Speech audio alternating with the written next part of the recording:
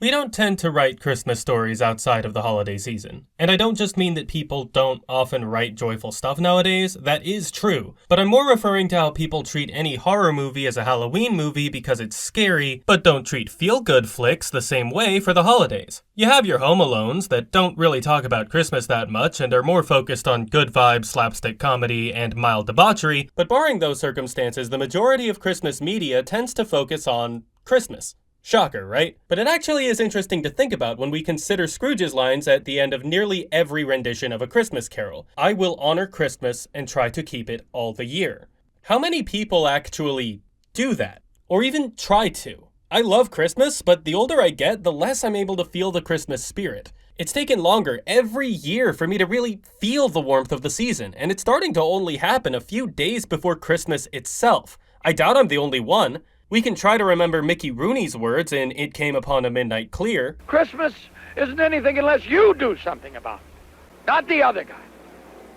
You.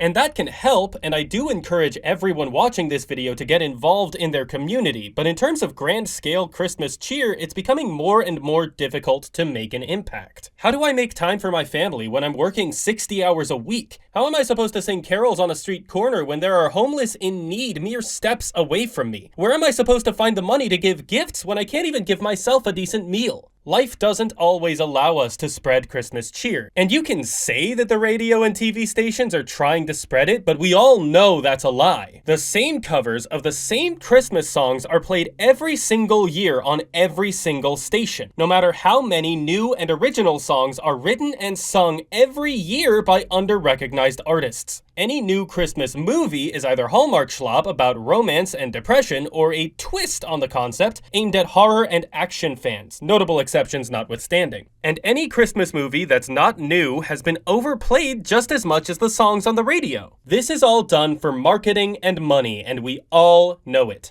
This Hallmark movie has a failing marriage. When was the last time you bought your wife an expensive gift? Your child loved this song when they were little. Did you buy their t-shirt for this year yet? It's the Grinch! Your brother loves the Grinch! Get him some Grinch merch! If spreading the cheer was what any media corporation really wanted to do, they have a multitude of ways to make that happen. But corporations exist to make money, and it doesn't matter how emotionally manipulative they have to get to wring it out of people, they're going to do exactly that. So of course the stories are all about Christmas Day. That's all they want us thinking about. Not long-term growth, not fixing social problems, not spreading genuine happiness, just sell, buy, give, get. And I know I ended the Klaus video by saying giving is love, but not like this it isn't. We rush every solitary second of our lives, and in that rush, we lose the things we love the most. Few, if any, gifts given at Christmas time these days are built by hand for the person who gets them. They are bought, often for cheap prices, on a day that exposes everyone buying them to potential danger, which is a result of the powers that be creating icons made to sell by virtue of the fact that they've been in media. Gift giving has become the most transactional thing in our society as a result of the push towards Yuletide commercialism. And even the movies pointing that out are still part of the commercial disaster they expose. I have seen two exceptions to this commercialized method of Christmas storytelling: Little Lord Fauntleroy and Carol and Tuesday. Carol and Tuesday is a Netflix-exclusive animated series about a musical duo making their way in a world of artificial intelligence and corporate greed, during which time they explore and endure a multitude of trials and tribulations, ranging from finding a part-time job to trying to convince Mars to not go to war with Earth. Which is the B-plot for most of the series, because this show is about struggling to become an artist and only shifts to the political angle when our titular characters have already done that. You might be wondering what any of that has to do with Christmas, but trust me when I say this show carries the spirit. Enough for me to call it the only Christmas anime in existence. It has friendship, romance, following your dreams, family matters, the grouchy old man who goes through significant personal growth, many instances of the downtrodden overcoming their problems and bringing their own change to the world, and so much wonder that pulls at your heartstrings to the point that a song might as well be playing from your chest. Unfortunately, analyzing the entire show for you would both defeat the purpose of trying to get you to watch it and take way too much time away from every other project I've been working on for the last 6 months. So I'm going to start this off by just covering the opening sequence, which I know is Jeff Thu's thing, but he's had 5 years worth of opportunity, so I think it's safe to say he lost his chance. Kiss Me is a fucking banger, and the visual treatment it is given for this show's opening captures the loneliness inherent to finding one's place in the world, as well as the hope that fills a life when the puzzle pieces do start to fit. And yes, it is laden with holiday imagery. I'm Jordan Samansky, a literal Christmas baby, and I'm about to tell you about the only Christmas anime's OP. Sorry this isn't a Tokyo Godfathers video. We open on Tuesday standing in the road with her Gibson case on a rainy day. Streetlights all around her to show that she's in the heart of the big city she's always wanted to go to. The mood for this shot is incredible. The background is in these wonderful pastel colors, complete with streetlights that bear a striking resemblance to Christmas lights shining all over the city's street, which all sets her somber form alight in a dark and depressing world. There's lots of people walking the street, but there's a noticeable distance between Tuesday and the rest of them, implying she is or feels separated from other people somehow. She's also the only one with an umbrella, suggesting that she doesn't have the same shelter from these dreary emotions that others had to develop. The instrumentals we're introduced to her with carry a melancholy tone but a busy tempo, placing focus on the acoustic guitar and the fingering that practically dances around the high synths in the background.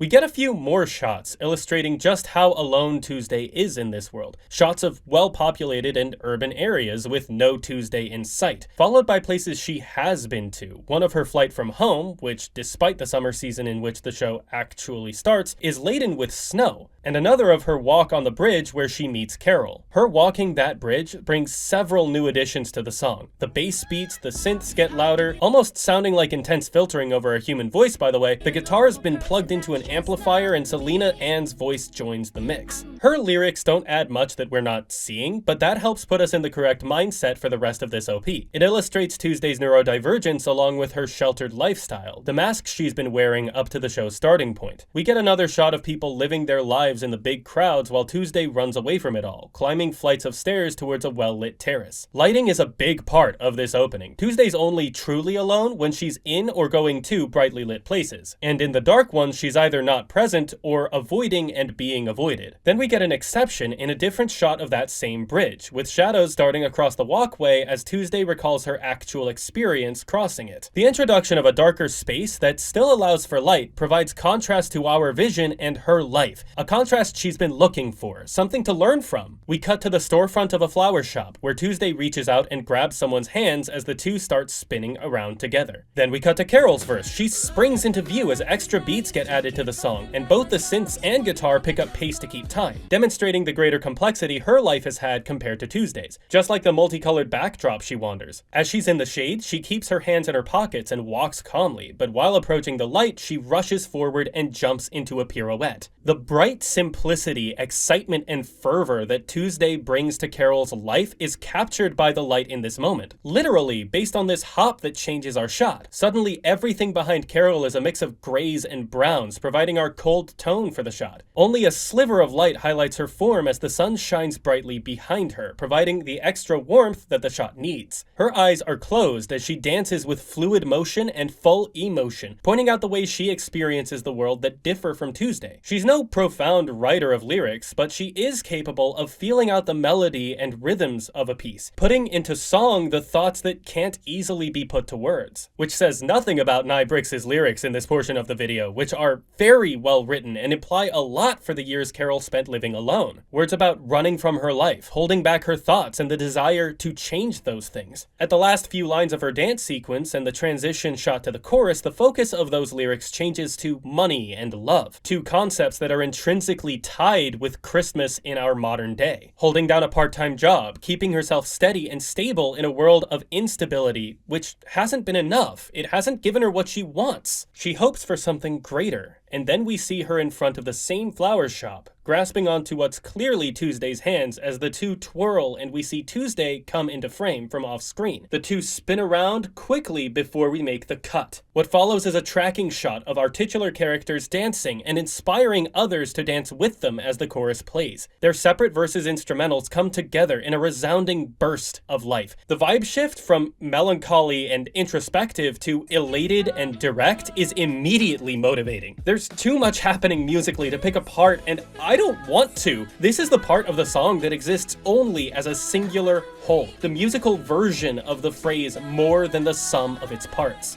Even in that space, though, the lyrics still stand out. What up until now has been a song about personal experience suddenly throws in traditional buzzwords centric to love songs, which do a great job of catching attention, but also point to a deeper meaning. Multiple songs throughout the years have referenced love, not in terms of the love for another person, but in terms of a musician's love for making music. And it is from this frame that Carol and Tuesday's OP says something kind of profound, actually. Carol and Tuesday each found what they were missing in each other, and now that they have, they intend to spread this newfound feeling of home and happiness to the whole world as they move through it. That intent is demonstrated by character after character on the street, taking in their dance and the music in the air and replying with their own passionate motion. Our next shot of them playing this song on another street shows their resilience as person after person passes them by, completely ignoring them. They don't mind if no one listens, they're going to sing anyway. This remains true until the last few frames of the shot, where we see one man in a suit glance their direction. Then we cut to their backs and see the small crowd that has gathered just to listen to their song, bobbing their heads and tapping their feet the same way we are. Their art is doing something. People are noticing and being affected by it. And it all leads into this shot where Carol and Tuesday sing beside each other and stare into one another's eyes, holding the note. And release. They're back to playing, we fade to the crowd's perspective and get played out to our title card as they bow and the crowd applauds. That whole sequence, the entirety of that chorus, is just spreading Christmas cheer. The whole fucking part of it is just spreading happiness and love to people that matter. I don't even have this written on the script. I'm just fucking losing it right now. There's a reason that singing is such an intrinsic part of Christmas and holiday cheer. In a lot of ways, it's the most cheerful thing a person can do. And hearing a good, happy, uplifting song just fills you with this energy that you have to get out somehow. So you give someone else a reason to be happy, because positive energy can only create more positive energy. But there are going to be people who aren't receptive to that. There are going to be people who are already having a rough day or just aren't noticing any of the good stuff in their life. And that's okay. That has to be okay. Happiness isn't the only emotion that we have, and I don't want it to be. It's okay to be sad, to be angry, to be afraid, to be any subsidiary of a negative emotion, or rather emotions that are thought of as negative. But even then, there's still going to be at least one person who hears, who cares, who loves what you're doing. And then because one person stopped to listen, another notices you and stops to listen too. That's how crowds form. That's how literally anything changes or happens in this world. I'm gonna go back to the script now, but just, God, I love this show so much. This song's use of words like I and you had me confused for a decent chunk of time. It's hard to tell whether our titular characters are speaking to each other or to us. If this is a song they wrote together for one another or to share who they are with the world. The thing that proves it's the latter is this held silence, their use of the word we. The musical partnership these two share is born out of more than just a love for each other as people, and more than a love for making music. It's born out of a love for humanity, a desire to encourage this world to change. These two don't just want to make waves for the sake of making waves, they want to do it because the world needs it. They're not interested in just being two more stars in the night sky. They plan to become shining beacons directing the world to a better future by creating relatable and encouraging music to motivate us to keep going. The North Star to our three kings. This isn't the only reason Carol and Tuesday is a Christmas anime. There are a lot of reasons this show fits the bill of a Christmas story. But this OP is the easiest way for me to put it in reference for anyone who hasn't seen the show yet. The focus on spreading happiness through music, on the messy nature of life, and finding a way to remain positive in spite of it all, on the love for those closest to oneself, and the love for all of humankind, all packaged together in the wonder of music. I can't see it as anything but the warmth of the holiday spirit. The show doesn't always match the vibes of the OP, but the main characters always try to push those vibes in their music and lives. We're approaching a time here in the US where we're all going to need more feel-good media to keep the holiday spirit going. So if you're on the hunt for anything to help you feel like there's still hope to the world, I cannot recommend Carol and Tuesday enough. But Lord knows I'm going to try. Over the next few years, I will be making character studies of every notable character in the show and pulling out morals relating to the holiday season. I'll probably do the same with at least a few other songs in this series as well. I'll be releasing these videos exclusively during the holiday season and focusing on other content the rest of the year, so don't worry, this isn't going to become just the Christmas channel. It is, however, going to become the Christmas channel, because we've had enough dissertations about the phenomenal writing of shows like Better Call Saul that illustrate the dark depths humanity is willing to go to. I want to provide at least one source, one season of the year, for discussions on how to make a well-written, uplifting show. I learned from the best, after all. And you should too.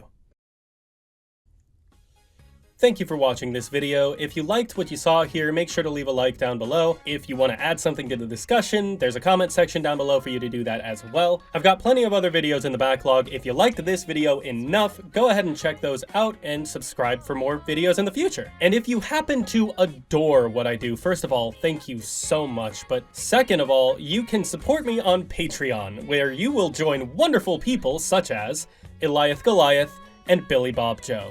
Thank you guys so much for helping me out. This has been a very stressful year, and I'm just glad to have you all through it. Everyone, please take care of yourselves. You are wonderful people, and you deserve to be loved. Take it easy, and I'll catch y'all later. Happy holidays.